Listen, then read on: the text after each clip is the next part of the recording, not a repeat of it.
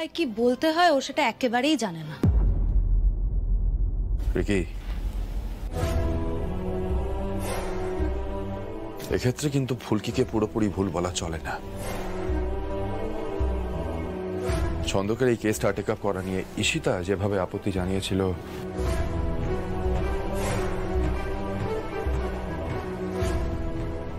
রোহিত দা, তুমিও ফুলকির কথায় তালে তাল মেলাচ্ছ? তোমরা কেউ বুঝতে পারছো না কেন আমি এসব বলেছিলাম? আরে বাবা, ছন্দক আমার বন্ধু ছিল, আর আমি যথেষ্ট সাপোর্ট করেছিলাম ছন্দককে। আমি জোর দিয়ে বলেছিলাম যে ছন্দক খুনি নয়, কিন্তু যখন কোর্টে প্রত্যেকটা এভিডেন্স ছন্দকের বিরুদ্ধে, তখন আমি জোর দিয়ে কি করে বলবো যে ছন্দক খুনি নয়? আমি তো মনে করছিলাম আমি কোথাও ভুল। আর জয়িতাও তো আমার বন্ধু ছিল, সেই শখটাও তো তোমাদের বুঝতে হবে। যাকে যা হওয়ার তা হয়ে গেছে। ফুলকিদের সবার কাছে আমি চিরকৃতজ্ঞ থাকব, কিন্তু সত্যি কথা বলতে কি আমি পুরনো সবকিছু ভুলে আবার নতুন ভাবে শুরু করতে চাই। সবকিছু ভুলে গেলে তো চলবে না ছন্দক দাদা। পুরনো সবকিছু ভুলে গেলে তো তুমি শত্রুকে বন্ধু ভেবে আবার ভুল করবে। এই ঈশিতা দিদি বন্ধুর মুখোশ পরে তোমার পিঠে ছুরি মেরেছে।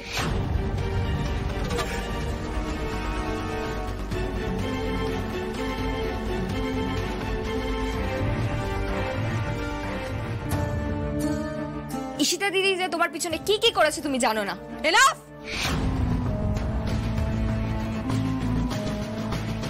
কিসব বাজে এলিগেশন দিচ্ছে আমি তো বুঝতেই পারছি না। কি প্রমাণ আছে তোমার কাছে বলো তো?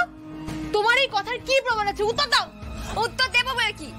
আগে আমার সাক্ষীদের ডাকি, সবাই আসুক, সবার সামনে প্রমাণ করে দেবো তুমি কি ধরনের বন্ধু। সবার সামনে তোমার মুখোশটা ছিঁড়ে ফেলবো। তুমি তমাল দাদাকে অসম্মান করো, একজন সরল মানুষকে বন্ধুত্বের নামে ঠকাও, আর সবাইকে দেখাও তুমি কত সৎ নেত্রী। আজকে সবটা সামনে আসবে, সবটা। জয় মা কালী। কি ব্যাপারটা কি? হ্যাঁ, এত চেঁচামেচি কিসের? এসো এসো।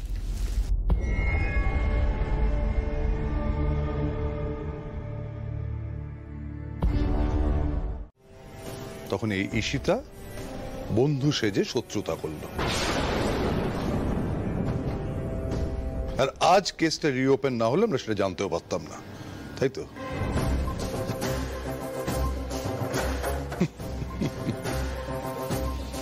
এই ধরনের লিডার নিয়ে আমাদের পার্টি এগোবে।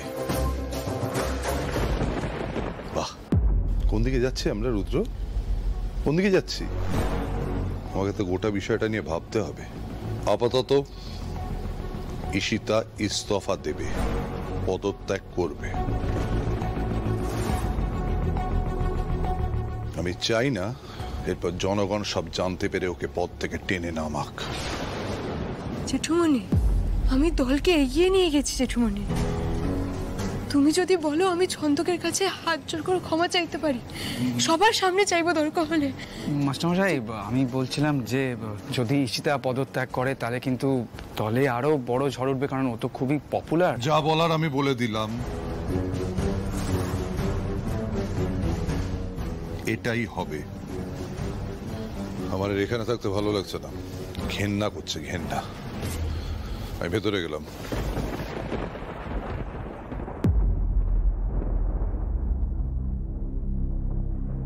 তুমি এই বৌমাকে সবসময় মাথায় করে রাখতে না, আর ফুলকিকে কথায় কথায় ছোট করতে, তাই তো?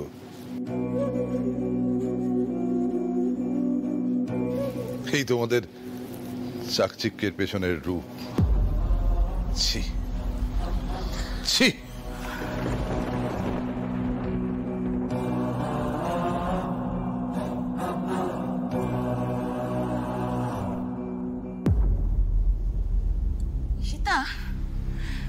তুমি নাকি তমালকে দোষ দিতে? হ্যাঁ, অ্যাটলিস্ট তমাল অনেস্ট। সবাই আমাকে কথা শোনো।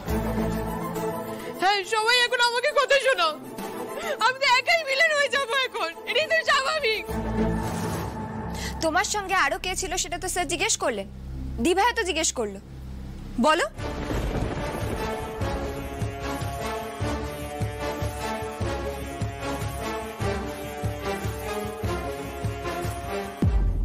সর্বনাশ, ঈশিতাও হিস্টেরিক হয়ে আছে। যেভাবে হোক বাঁচতে হবে। কি করি? ফুলকি, আসলে কি জানো, তুমি যেভাবে এই পুরো ঘটনাটা সবার সামনে উপস্থাপন করলে,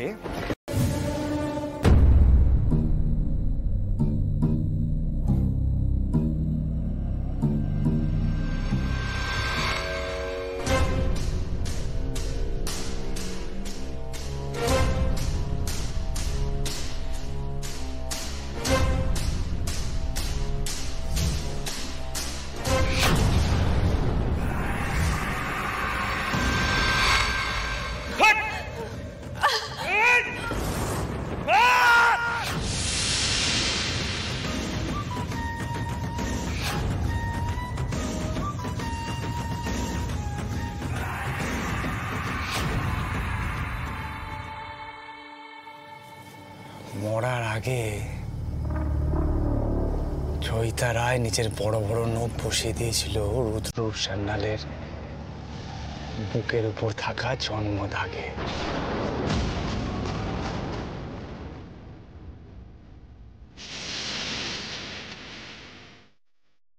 রুদ্ররূপ সান্যাল কোনোদিনও হারেনি। রুদ্ররূপ সান্যাল সমস্ত মারপ্যাচ থেকে শেষ পর্যন্ত অক্ষত বেরিয়ে চলে এসছে। আর তুমি ফুলকি দাস ভাবছো ঈশিতাকে দিয়ে রুদ্ররূপ সান্যালকে ধরবে? না, পারবে না। আমি জানি তুমি বুঝে গেছো যে রুদ্ররূপ সান্যাল ছন্দক মজুমদারের কেসে জড়িত, কিন্তু তুমি এটা জানো না যে রুদ্ররূপ সান্যাল নিজের ডান হাতটার মতো নিজের বাঁ হাতটাও সমানভাবে ব্যবহার করতে পারে। এটা তুমি কোনোদিন খুঁজে বের করতে পারবে না, খালি তুমি কোনো প্রমাণ পাবে না। আর প্রমাণ না পেলে তুমি ফুলকি দাস রুদ্ররূপ সান্যালের কোনো ক্ষতি করতে পারবে না, কিচ্ছু করতে পারবে না। রুদ্ররূপ সান্যাল অক্ষত থাকবে, অক্ষত অক্ষত।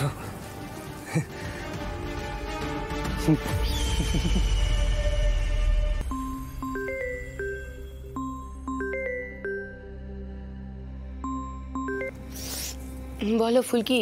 বলছি জামাইবাবু ঠিক আছেন?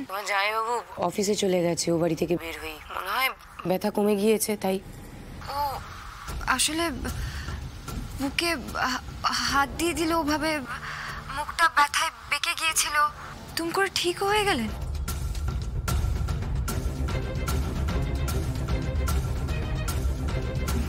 কি জানি, তুমি জামাইবাবুর খেয়াল রেখো।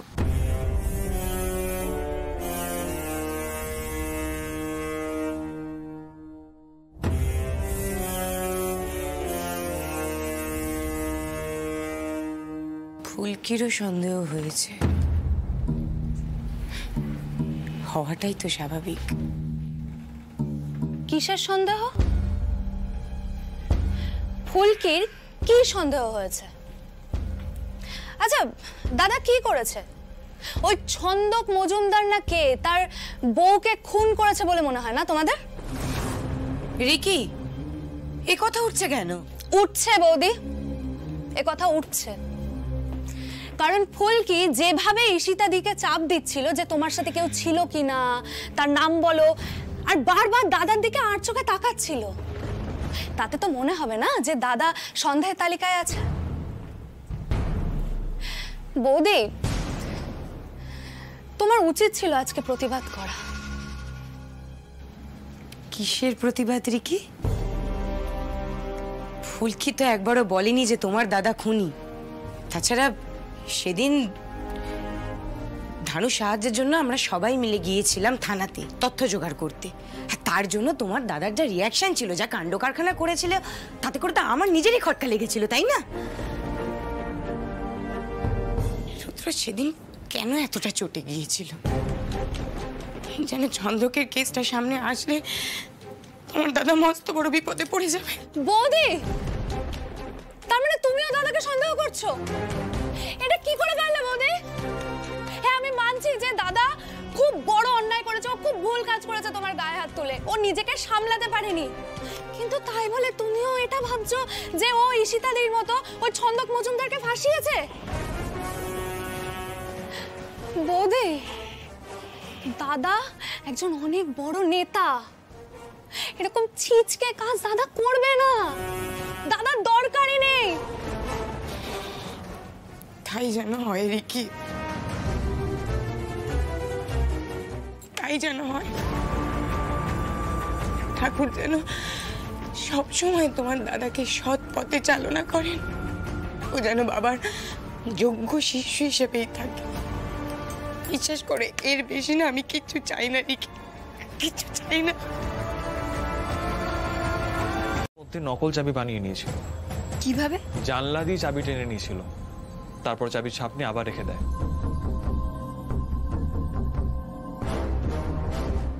খুনের দিন ওই লোকটা ওই ঘরে ঢুকেছিল নকল চাবিটা দিয়ে। হ্যাঁ, ও বাইরে থেকে সবটাই দেখেছিল, জয়িতা আর ছন্দকের ঝগড়া, হাতুড়ি দিয়ে শাসানো। তারপর বন্ধুরা চলে যায়, ছন্দকও রাগ করে বেরিয়ে যায়। তারপর নাকি জয়িতাও রেগে মেগে বেরিয়ে গিয়েছিল। এই বংশী জয়িতাকে ফলো করে, মাঝপথে জয়িতার কি মনে হয়েছিল ও আবার বাড়ি ফিরে আসে। তখনই এই বংশী ঘরে ঢুকে ওকে প্রেম নিবেদন করে। জয়িতা ওকে থাপ্পড় মারে আর রাগের চোটে হাতুড়ি দিয়ে বংশী জয়িতার মাথা ফাটিয়ে দেয়।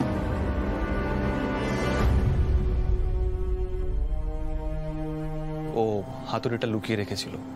ও স্টেটমেন্টে বলেছে হাতে একটা সাদা রুমাল জড়িয়ে নিয়েছিল। আচ্ছা, মৃত্যুর আগে জয়িতার নখের আঁচড় বংশীর বুকে পড়ে, সেখানে আঁচড়ের দাগ আছে। পোস্টমর্টমে তো পাওয়া গেছিল যে খুনি সে বাঁ হাতি, আর এই লোকটাও তাই। আবার বাঁ হাতি?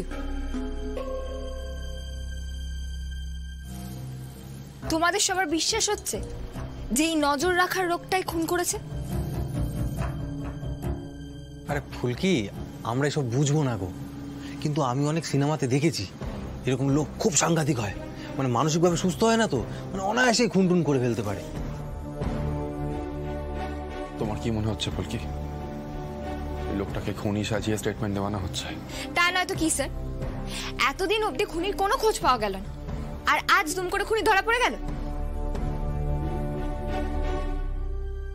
এতদিন অবধি তো তদন্তই হয়নি ফুলকি, সবাই ছন্দক মজুমদারকেই খুনি বলে ধরে নিয়েছিল। সেটা হলেও এই তো সবে আদালত নির্দেশ দিল, এর মধ্যে পুলিশ খুনিকে ধরে ফেললো। 5 বছর আগে খুনটা হয়েছিল, খুনি কি করে ধরা পড়লো? ফুলকি, মোহনাপুরা থানা থেকে আশেপাশে সব থানায় জানানো হয়েছিল, ওসি স্যার তো সেটাই বলেছেন। চতুর্দিকে ইনফরমারদের অ্যালার্ট করা হয়েছিল। আসলে ছন্দকের মুক্তি পাওয়ার খবরটা বংশীর কানে আসে। বংশী স্টেটমেন্টে বলেছিল যে ও ছন্দকের অ্যারেস্ট হওয়াটা দেখেছিল। এবার ছন্দকের মুক্তির খবর শুনে ও ভয় পেয়ে বেনারস চলে যাওয়ার প্ল্যানিং করে। এবার স্বাভাবিকভাবে ট্রেন ধরতে গেলে তো ওই কলকাতায় যেতে হবে, তাই কলকাতায় আসবে বলে দূরপাল্লার বাস ডিপোতে ও নবাবগঞ্জে এসেছিল। সেখানেই স্যার ওকে নিজের হাতে ধরেছিল। তারপর ইন্টারোগেশনে সমস্ত কিছু বেরিয়ে আসে। আবার বাড়ির চাবিও সঙ্গে ছিল। ফুলকি, লোকটা মানসিকভাবে সুস্থ নয়, তাই ওই চাবিটাই জয়িতার শেষ স্মৃতি বলে নিজের কাছে রেখেছিল।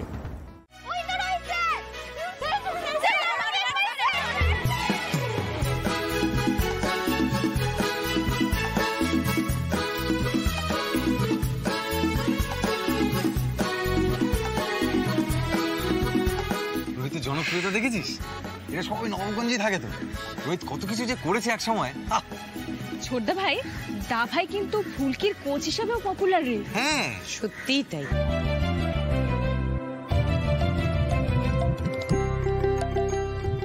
কি হলো না ম্যাডাম, নবাবগঞ্জে হিরোকে এখানে এনে কোনো ভুল করেনি তো? হ্যাঁ, সেই কারণেই কিন্তু লোকজন রোহিতকে নতুন ভাবে চিনছেন।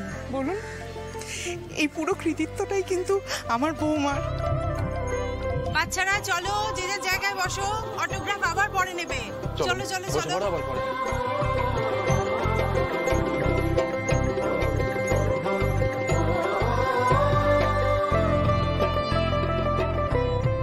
আপনাদের দুজনকে এক মঞ্চে আমরা সম্মান জানাবো।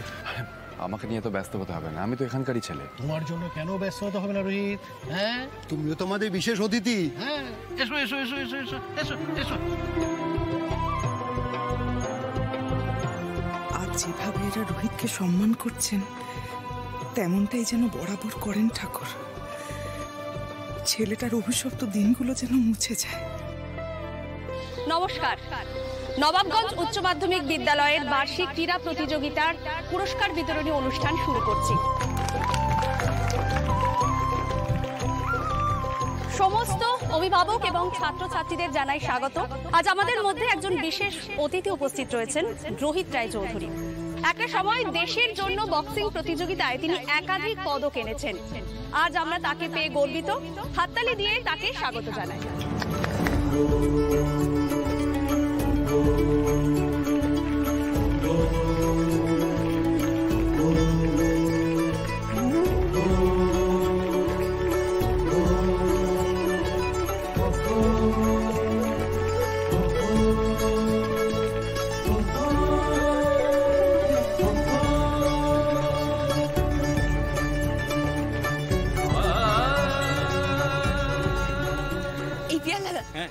স্যারকে এইভাবেই ভালো লাগে বলে, পুরো হিরো হিরো। এই রে পিয়াল, ফুলকি দাস গেল। ফুলকি দাস নতুন করে বা প্রেমে টেমে পড়লে নাকি? জানো তো ফুলকি, একসময় এটাই আমাদের কাছে নিত্য নৈমিত্তিক দৃশ্য ছিল। হ্যাঁ গো, জানো একটা সময় ছিল রোহিত যখনই বেরোতো বাড়ি থেকে সব লোকজন ছুটে ছুটে ওর কাছে চলে আসতো। এত জনপ্রিয়তা বেড়ে গেছিল জেঠুমনি ভেবেছিল ওকে ভোটে দাঁড় করাবে। ও দাঁড়াতে চায়নি, সেটা আলাদা ব্যাপার। হ্যাঁ, ওই দিল্লির বক্সিং মিট থেকে ফেরার পর তো ওই সিদ্ধান্ত হওয়ার কথা ছিল। তার মাঝে সবচেয়ে হঠাৎ করে কিরকম কুলমাল হয়ে গেল রে তোমার। যাই হোক, আজ যে অন্তত নবগঞ্জের মানুষজন আমাদের ভাইটাকে এইটুকু সম্মান করছে, এটাই তোমার মা কালীর আশীর্বাদ গো ফুলকি। জয় মা কালী, জয় মা কালী।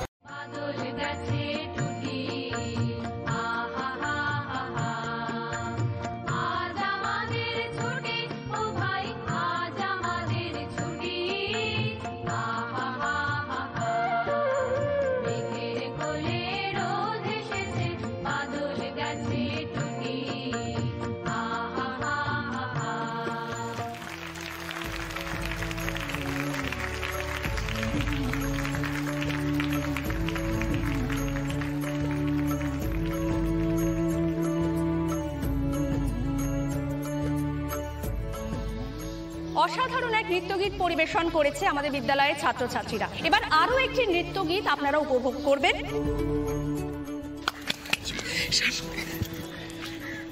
জানো, তুমি একদম ঠিক সময় এসে পড়েছো।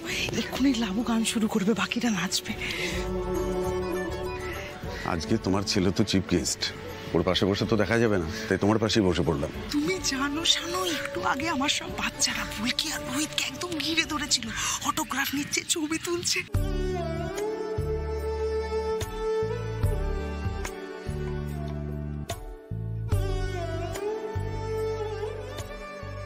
আমার মনে হয় আজকের এই অনুষ্ঠানের পর এই স্কুলে আমার সম্মানটা আরো বেড়ে গেল, জানো তো। এইখানে যারা উপস্থিত রয়েছেন তারা হয়তো রোহিতের অতীতটা জানেন না বা ভুলে গেছেন, তাই না জানো?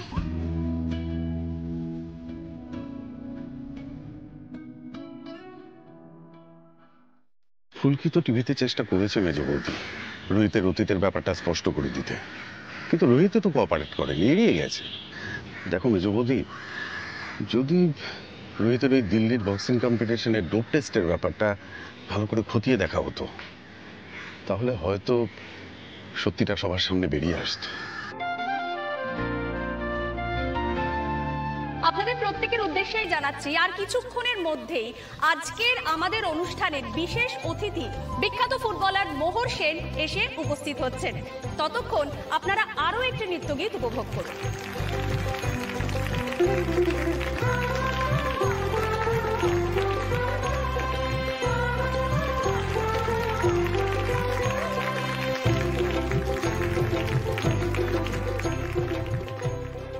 সকলকে নমস্কার জানিয়ে আমাদের আজকের অনুষ্ঠান শুরু করছি। আজকে আমি একটা লোকগীতি গাইব এবং আমার এই গানের সঙ্গে নৃত্য পরিবেশন করবে আমাদের নবাবগঞ্জের বেশ কিছু পরিচিত মুখ। আশা করছি আপনাদের সবার খুব ভালো লাগবে। ধন্যবাদ।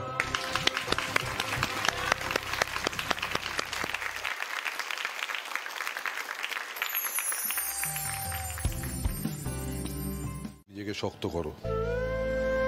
দেখো, ওই ভদ্রলোক কিছু না জেনে দুম করে ডোপ টেস্ট নিয়ে কথা বলেছেন, কিন্তু তা বলে ডোপ টেস্টটা তো সত্যি হয়ে যায় না। তুমি যদি এইভাবে ভেঙে পড়ো তাহলে রোহিতের কি অবস্থায় ভাবো তো একবার। তুমি তো স্কুলে হেডমিস্ট্রেস। দাদা, আমি বারবার কি ভাবছি বলুন তো। রোহিত তো এইসব সভা টভায় কখনোই যেতে চায় না। ও স্কুলের বিশেষ অতিথি হয়েও যেতে চায়নি। আমাদের উৎসাহ দেখে ফুলকি রোহিতকে রাজি করিয়েছিল।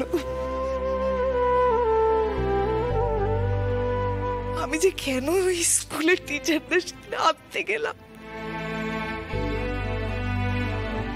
রোহিত নিশ্চয়ই ঘরে নিজেকে বন্ধ করে নিয়েছে।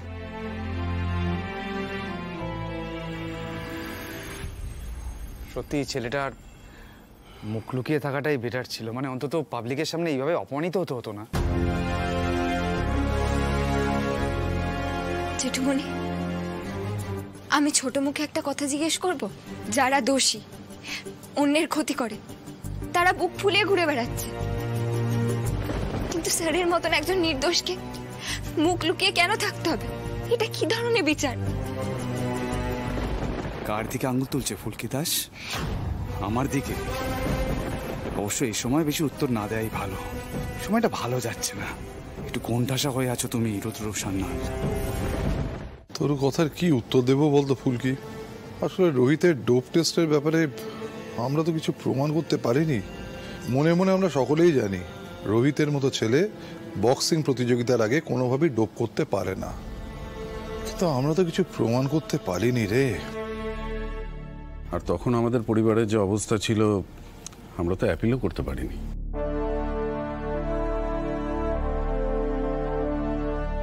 ফুলকি, শোন।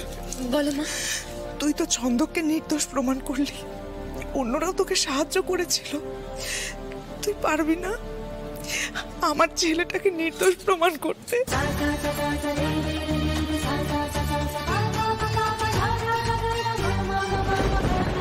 তুই বক্সিং অ্যাসোসিয়েশনের লোকজন রোহিতকে যেন নির্দোষ বলে ঘোষণা করে, পারবি না তুই?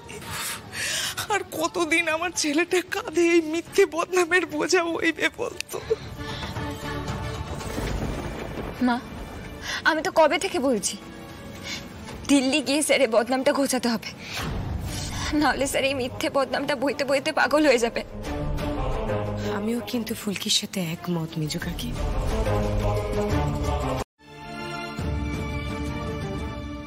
এটা বয়ে বেড়াতে হবে আমায়, মেনে নাও মা, মেনে নাও। যেটু বলি তুমিও মেনে নাও এবার।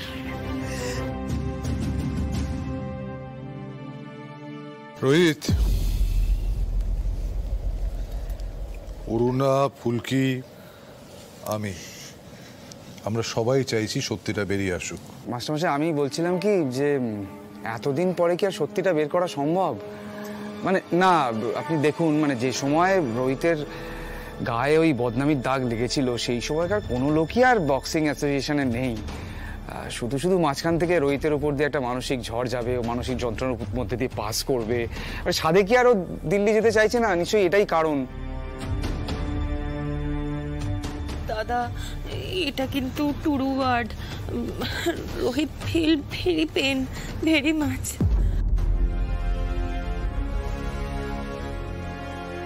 সত্যিটা যদি বের না করা যায় তাহলে আপনাকে কে ফাঁসিয়েছিল, কেন ফাঁসিয়েছিল, সেই কষ্টটা বারবার ঘুরে আসবে। আসলে সহ্য করতে হবে ফুলকি,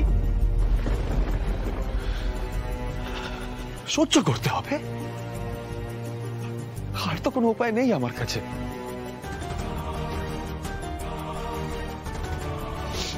আজ বহুদিন পরে ওই ফুটবলার মোহসেনের মুখে আমার ডোপ টেস্টের কথাগুলো শুনে একটু দুর্বল হয়ে পড়েছিলাম, খারাপ লাগছিল, কিন্তু আর না।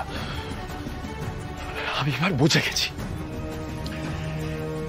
এই বদনামটা চিরকাল আমার সঙ্গে থাকবে, যতদিন বেঁচে থাকবো থাকবে এই বদনামটা আমার সঙ্গে। আমি মেনে নিয়েছি এবং বাড়ির সবাই যত তাড়াতাড়ি এটা মেনে নিতে পারে ততই বাড়ির মঙ্গল।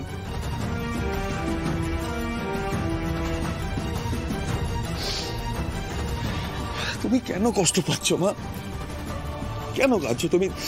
জেঠুমণি, কাকুমণি, এরা সবাই তোমাকে বিশ্বাস করে, তাতেই হবে মা। বলো না জেঠুমণি, কাকুমণি, বিশ্বাস করো না তোমরা আমাকে? বিশ্বাস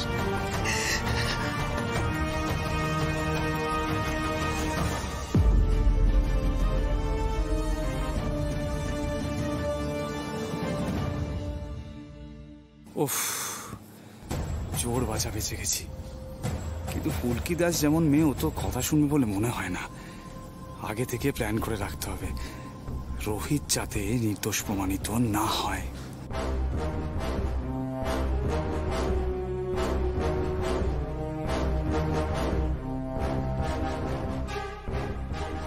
স্যার, আপনি যাই বলুন, ফুলকি দাস আপনার এই মিথ্যে বদনাম ঘুচিয়ে ছাড়বে। আপনি আমায় বাধা দিলে কি হবে? আমি মা কালীর কাছে যাব, মা কালীর সঙ্গে একবার পুরো বিষয়টা নিয়ে আলোচনা করব। তাহলে তাহলে আমি এক্ষুনি কি দেখলাম?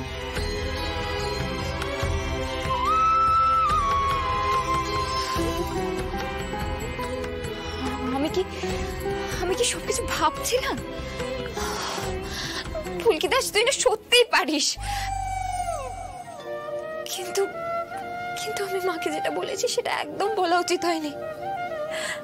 মাই তো আমাকে সবকিছুতে সাহায্য করে। মা, আমার খুব ভুল হয়ে গেছে। আমি আর কোনোদিনও এই কথাটা বলবো না, কোনোদিনও না। কিন্তু কিন্তু আমি যে স্যারের কষ্টটা সহ্য করতে পারছি না। স্যারকে যদি কেউ কিছু বলে তাহলে আমার বুকটা ফেটে যায়। ইচ্ছে করছিল ওই মোহর সেনকে একটা ঘুষি মারতে, কিন্তু সেটা তো করতে পারবো না, তাতে স্যারেরই সম্মান যেত। মা, তুমি একটা উপায় বের করে দাও না, একটা উপায় বের করে দাও।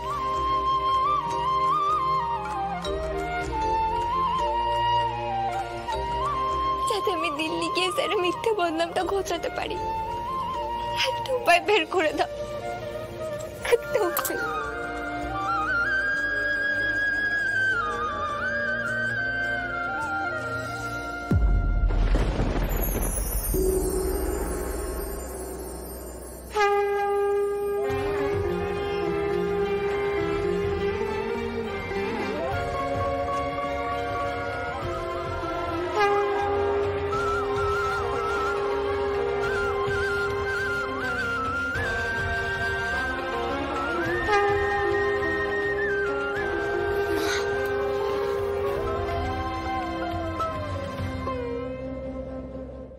তোমাকে শুধু কতগুলো নাম মনে রাখতে হবে শালিনী। দিল্লি কাবাব স্ট্রিট, জামাল ভাই, রাজা বাবু। ব্যাস, তাহলেই ফুলকি দাসের কেরিয়ার শেষ।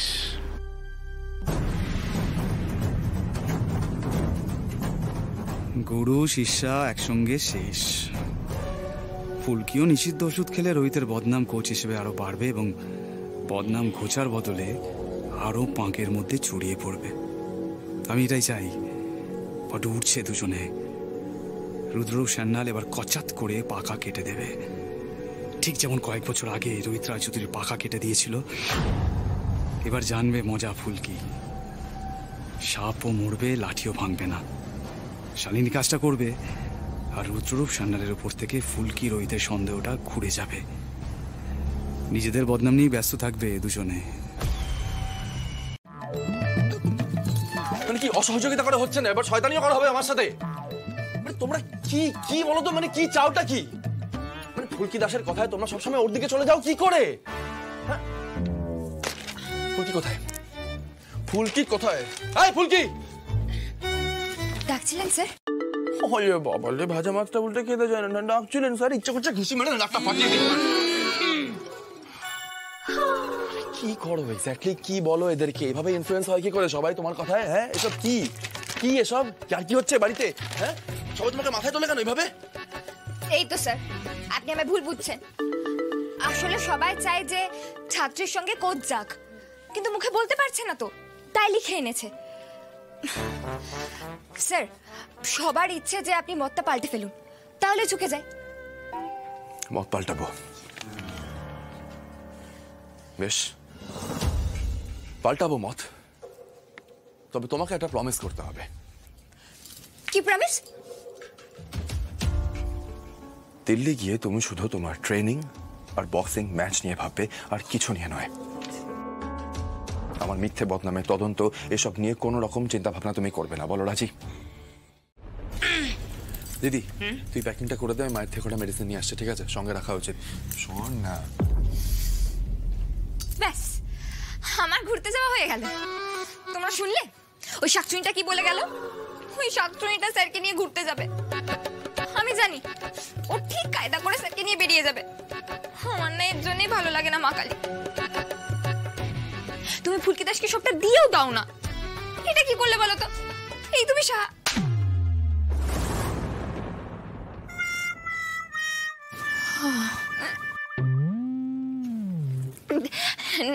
না না মা কালী, তুমি আমাকে একমাত্র সাহায্য করো। তুমি তোমার মা বলো, তুমি আমাকে একমাত্র সাহায্য করো মা। কি হয়েছে তোমার? এই মাথাটাকে একেবারে গেল না কি বলতো? হ্যাঁ, তাই তো মনে হয়। না না না, আসলে কি বলতো, মা কালী এবার বিপদে ফেলে ঠিক, কিন্তু মা কালী এবার আমাকে বিপদ থেকে বেরোনোর উপায়টা বের করে দেয়। এই আমার মাথাতে একটা বুদ্ধি এসেছে। কি বুদ্ধি? বলো। তোমরা সবাই আমার সঙ্গে দিল্লি যাবে। কি বলে দেখো ফুলকিটা? কি বলো মানে? তোমরা না গেলে আমাকে বাঁচাবে কে? ওই শাকচুনিটার উপর নজর রাখতে হবে না? এখানেই কত রকমের ফোন দিয়ে ফিকির করে, আর ওটা তো হচ্ছে না জায়গা। কি করবে না করবে তার ঠিক আছে। আর তাছাড়া ফুলকি দাস তোমাদের বোন না, তোমরা আমাকে একা ছেড়ে দেবে? দিদি, এই ওষুধগুলো রোহিত,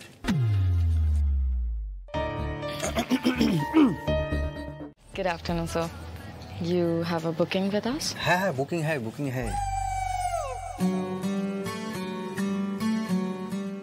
ভাই, কি সুন্দর জায়গাটা! আমি তো কখনো ভাবিনি যে আমি এত সুন্দর একটা জায়গায় থাকবো। উফ, মা কালী কি সুন্দর একটা উপহার দিয়েছে। জয় মা কালী, জয় মা কালী। আমার সোনা মা, আমরা সবাই মিলে এখানে খুব খুব খুব আনন্দ করব। দেখো দি ভাই, কি শোনো, বলছি স্যারের বদনামটা কিন্তু ঘোচাতে হবে, সেটা ভুলে গেলে চলবে না। ফুলকি, এখানে এত কথা বলো না, শালিনীদি শুনতে পাচ্ছে। ফুলকি, ভালো লাগছে দিল্লি এসে? খারাপ কেন লাগবে ম্যাডাম, এত সুন্দর একটা জায়গা। ভালো তো লাগবেই। আসলে তোমার এসব জায়গায় এসে থাকার তো খুব একটা অভ্যেস নেই, তাই না? সাবধানে থেকো কিন্তু, হ্যাঁ, সাবধানে চলাফেরা করো। দেখো কোনো কিছু আবার নষ্ট করে ফেলো না। জাস্ট বললাম অ্যাজ আ সিনিয়র বক্সার, পুরো বেঙ্গলের বক্সারদের মান সম্মান কিন্তু জড়িয়ে আছে এখানে। Don't mind. বেশি ফুলকি, আস্তে কথা বলো, দা ভাই শুনতে পেলে কিন্তু খুব চিৎকার করবে। আমাকে শুধু শুধু এরকম কথা শুনিয়ে যাওয়ার মানেটা কি বলো তো? ঠিক আছে ফুলকি, মাথা ঠান্ডা। এখানে এসে এভাবে তো রেশারেশি করার কোনো মানে হয় না। আর তুমি জানো ভাই এগুলো একদম পছন্দ করে না, তাই প্লিজ। ये फ्री है? बिल्कुल सर।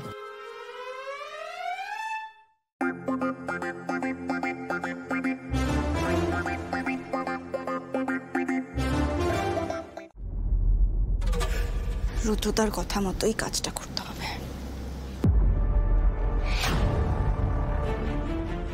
হ্যাঁ রুদ্রতা, হ্যাঁ তোমার ওই চেনা লোকটা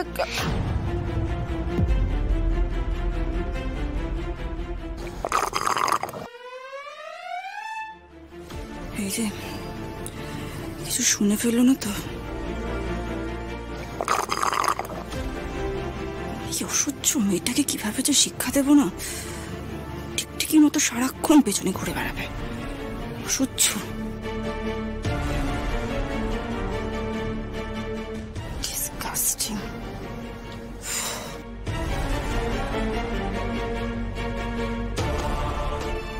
কি কথা বলছিল শাকচুনিটা? কেমন একটা ফন্দি আটছিল মনে হলো। নজরে নজরে রাখতে হবে, কেন জানি আমার ভালো ঠেকলো। কি হলো রোহিত? আমি ওয়েট করছি তো তোমার সেই ম্যাজিক্যাল টাচটার জন্য।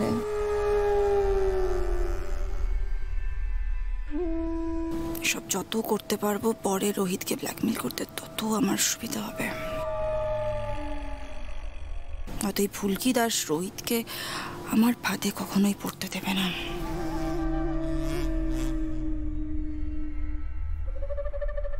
রোহিত,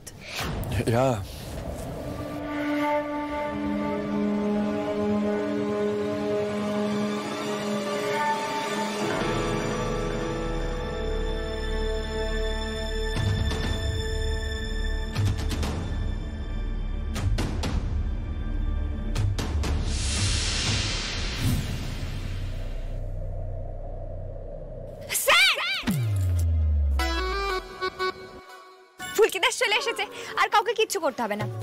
আমি ম্যাডামের মাথা টিপে দিচ্ছি মলম দিয়ে। ম্যাডামের মাথা ব্যথা আর থাকবেই না। আপনি একটু সরুন। আমার মাথা ব্যথা এটা ফুলকি কি করে জানলো? রোহিত, তুমি ওকে কোনোভাবে জানিয়েছো? না না স্যার, কি করে জানাবেন? স্যার তো নাটক দেখছিলেন,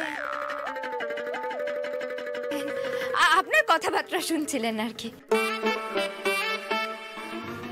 এই, what do you mean? নাটক বলতে আমি নাটক করছি?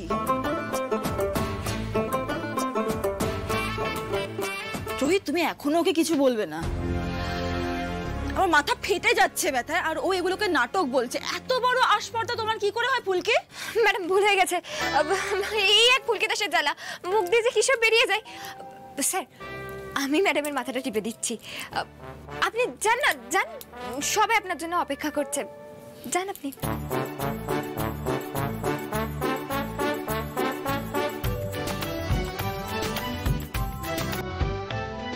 ম্যাডাম, এবার আপনি দেখুন ফুলকি দাসের হাতের জাদু।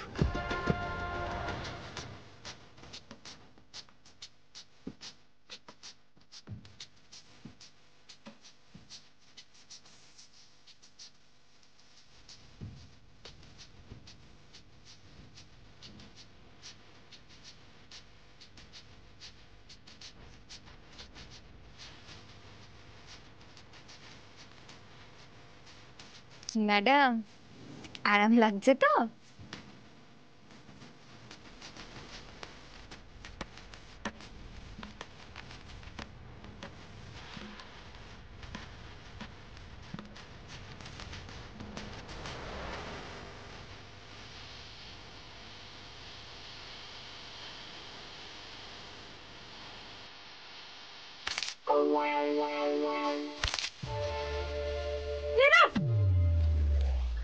আমার কোনো রকমের কোনো মেসেজ লাগবে না। Get out.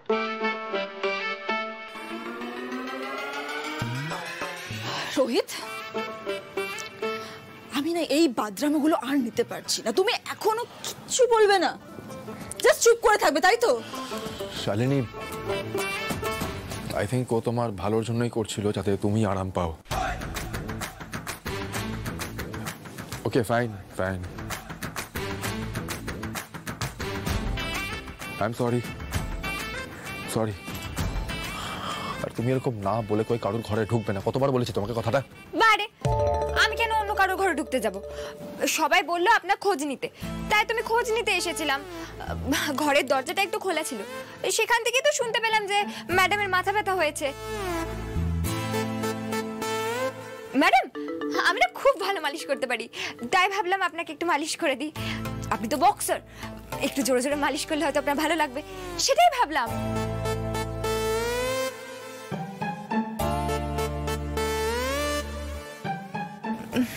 ম্যাডাম, আপনার খুব লেগেছে না? না না, আপনি বিশ্রাম করুন, আপনি বিশ্রাম করুন। স্যার চলুন চলুন, তাড়াতাড়ি চলুন, ম্যাডামকে বিশ্রাম করতে দিন। চলুন, আসুন।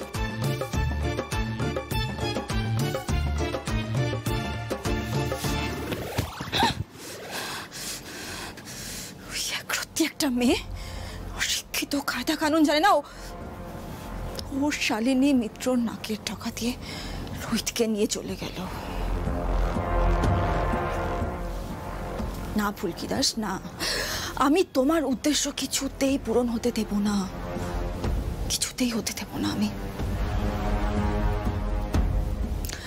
আমিও দেখবো কোথায় যাও তুমি রোহিতকে নিয়ে। সব সময় তুমি যা ইচ্ছে তাই করে পার পেয়ে যাবে, সেটা কিছুতেই হতে পারে না। না।